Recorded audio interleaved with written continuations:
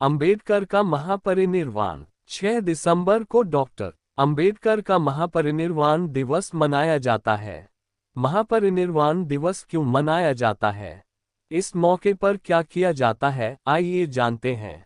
हमारे संविधान को तैयार करने में डॉक्टर भीमराव रामजी अंबेडकर की बड़ी भूमिका थी। इसी वजह से वह संविधान निर्माता के तौर पर जाने जाते हैं। वह बड़े समाज सुधारक और विद्वान थे। उनका निधन 6 दिसंबर 1956 को दिल्ली स्थित उनके घर पर हुआ था। उनकी पुण्यतिथि को महापरिनिर्वाण दिवस के तौर पर मनाया जाता है।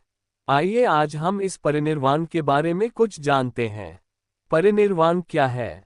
परिनिर्वाण बौद्ध धर्म के प्रमुख सिद्धांतों और लक्ष्यों में से एक है।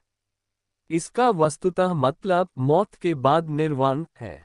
बौद्ध धर्म के अनुसार जो निर्वाण प्राप्त करता है वह सांसारिक इच्छाओं और जीवन की पीड़ा से मुक्त होगा और वह जीवन चक्र से मुक्त होगा, यानी वह बार बार जन्म नहीं लेगा। कैसे हासिल होता है निर्वाण? निर्वाण हासिल करना बहुत मुश्किल है।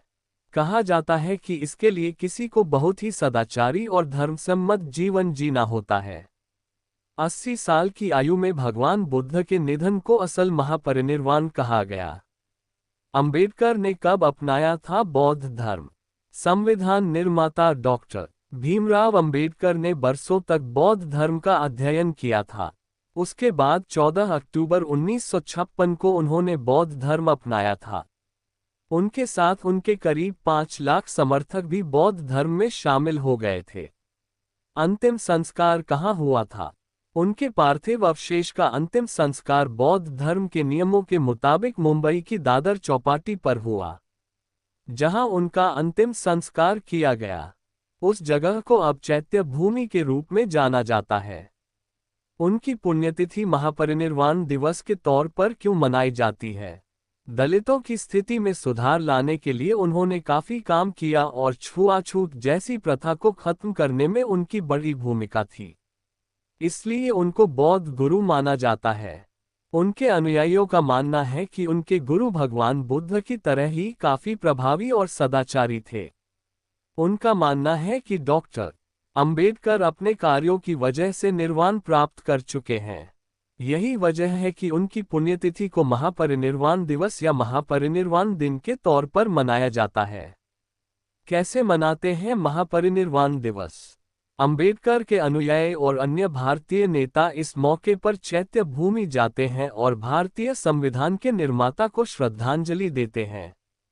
महापरिनिर्वाण दिवस का महत्व। Doctor B.R. अंबेडकर उन दुर्लभ व्यक्तित्वों में से एक थे जिन्होंने भारत और भारतीय समाज के भविष्य के निर्माण में महत्वपूर्ण भूमिका निभाई।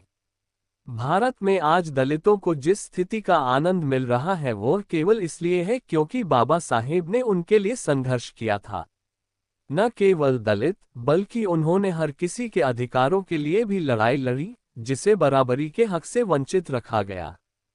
उनका यह अच्छा काम यही नहीं रुका और वे भारत के संविधान के मुख्य वास्तुकार भी थे। आज जो समानता, मौलिक अधिकार और विशेषाधिकार हमें प्राप्त हैं, वे सभी बाबा साहेब की ही देन है। महापरिनिर्वाण दिवस मनाना बाबा साहेब के कार्यों के बारे में हमें भावी पीढ़ी के साथ साथ आगे बढ़ने के बारे में भी बताता है। जितना हम उनके बारे में जानते हैं उतना ही हम उनका सम्मान करते हैं। ये बेहद ही महत्वपूर्ण है कि हम बाबा साहेब की दृष्टि को पहचानें और समान तथा न्यायपूर्ण समाज के लिए प्रयास करें, क्योंकि उन्होंने इसी की कल्पना की थी। कुल मिलाकर ये समारोह जनता के बीच सांप्रदायिक सौहार्द बनाए रखने में महत्वपूर्ण भूमिका निभाते हैं, क्योंकि वे बाबा साहेब के दृष्टिकोण और विचारों को याद करते हैं और उसे स्वीकार करते हैं। हालांकि महापरिनिर्वाण दिवस एक स्मरणीय घटना है, लेकिन ये किसी भी चीज की तुलना में आत्म सुधार के लिए अधिक प्रेरित करता है।